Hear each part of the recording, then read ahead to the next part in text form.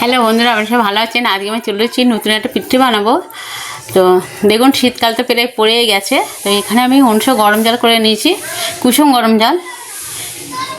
আর এই কুসুম গরম জল দিয়ে আমি চালের গুঁড়োটা গুলে নেব। এখানে আমি বানাবো কাস্তে পিঠে। কাস্তে পিঠাতেও আপনারা অনেক রকম ছাঁচ দিয়ে বানানো হয়, অনেক রকম একটা জিনিস থাকে, সেটাই বানানো হয়। তো আমি আজকে অন্যভাবে কাস্তে পিঠে বানাবো। তো আপনারা দেখতে থাকুন প্রথম থেকে শেষ পর্যন্ত। ভিডিওটা খুব বেশি বড় না। তো আশা করি আপনাদের সবার ভালো লাগবে, আর আপনাদের দেখে যদি আপনারা খুশি হন এইভাবে বানাতেও পারবেন, অনেক ভালো হবে। তাই এখানে আমি পরিমাণ মতন যতটা জল নিয়েছি সেই পরিমাণ মতন লবণ দিয়ে দিচ্ছি। জল দিয়ে কিন্তু হালকা হালকা ভাব বেরোচ্ছে, সেটা দেখতে পাচ্ছেন খেয়াল করে দেখলে। আর এখানে আমি চালের গুঁড়ো নিয়েছি, চালের গুঁড়োগুলো আমি ঢেলে দিচ্ছি। গুলে দেখতে হবে যেরকম পরিমাণের পাতলাটা হবে, খুব ঘন হবে না আর খুব পাতলা হবে না। দেখুন, এটা আমি তৈরি করছি। চামচ দিয়ে করে গুলিয়ে নিতে যেতে গুলে যাবে কোনো সব।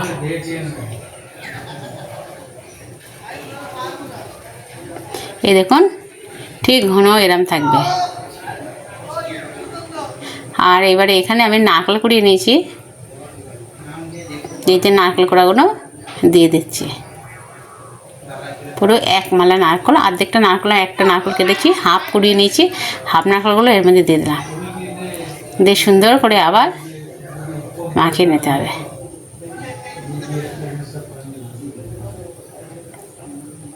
ফাটিয়ে নিচ্ছি। দেখুন, নারকেলটা দেওয়ার পরে আর একটু হালকা হয়ে গেছে, এরকমই হালকা থাকবে।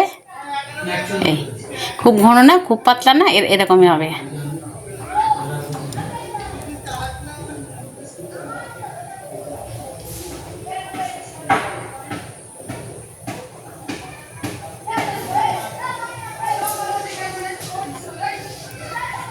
এই দেখুন, আমি মাখিয়ে নিচ্ছি কত সুন্দরভাবে। তো এখানে আমি কড়াই বসিয়ে দিয়েছি। আজকে বলেছি না আলাদা ইয়েতে করবো, তো আপনারা দেখুন আমি কিসে করছি।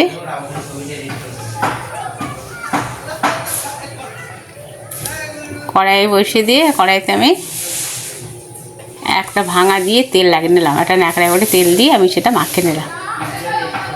নিয়ে এবার আমি চামচ করে দিয়ে দিচ্ছি।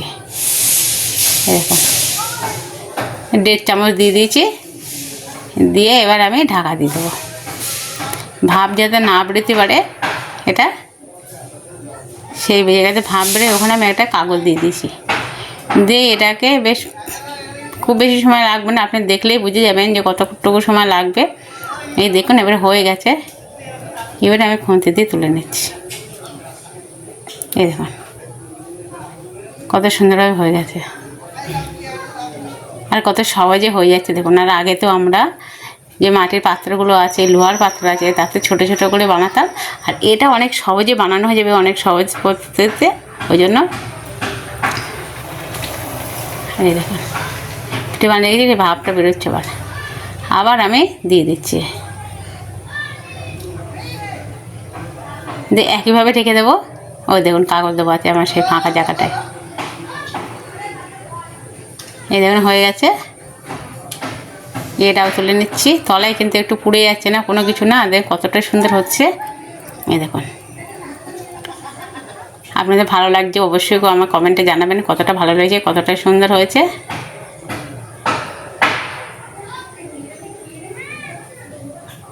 আবার একটা দিয়ে দিচ্ছি, আপনাদের 2-3টে দেখে দিচ্ছি, বাকিগুলো আমি সব একইভাবে বানিয়ে নেব। 1.5 চামচ করে আমি দিয়ে দিচ্ছি। আবার ঢেকে দিচ্ছি। এই কত সহজে, কত তাড়াতাড়ি, কত সুন্দরভাবে হয়ে যাচ্ছে। আর প্রত্যেকটা কিন্তু ফুটে ফুটে ফুলে উঠছে। এই দেখুন, সাদা জিনিস তো আলাপ হচ্ছে। এই দেখুন 3টে বানিয়েছি, দেখুন কতটা সুন্দর হয়েছে, কতটা ভালো লাগছে দেখতে। এইভাবে বাকিগুলো আমি সব বানিয়ে নেব। এই দেখুন সব বানানো হয়ে গেছে আমার, এখানে রেখেছি। আর এইবারে আমি ওখানে একটু আখের গুড় নিয়ে নিয়েছি। আখের গুড়টা পাতলা করে নিয়েছি, খেজুরি গুড়টা, আখের গুড় বলছি, খেজুরি গুড়, ওটাকে পাতলা খেজুরি গুড়, ওটা বাটিতে আমি নিয়ে নিয়েছি। আর এখানে সেই পিঠেগুলো দেওয়া হয়েছে। দেখো সাজিয়ে কতটা সুন্দর লাগছে, সবগুলো বানানো যায়, কত বড় বড়, আর কত সুন্দর, কত অল্প টাইমে হয়ে গেছে এইগুলো বানানো।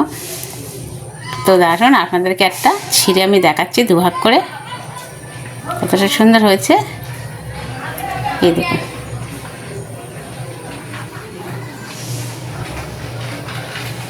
কত সুন্দর লাগছে দেখুন। এই দেখুন, কারণ নরম সব কত সুন্দর হয়েছে, আর ভেতরটা দেখুন কতটা সুন্দর হয়েছে।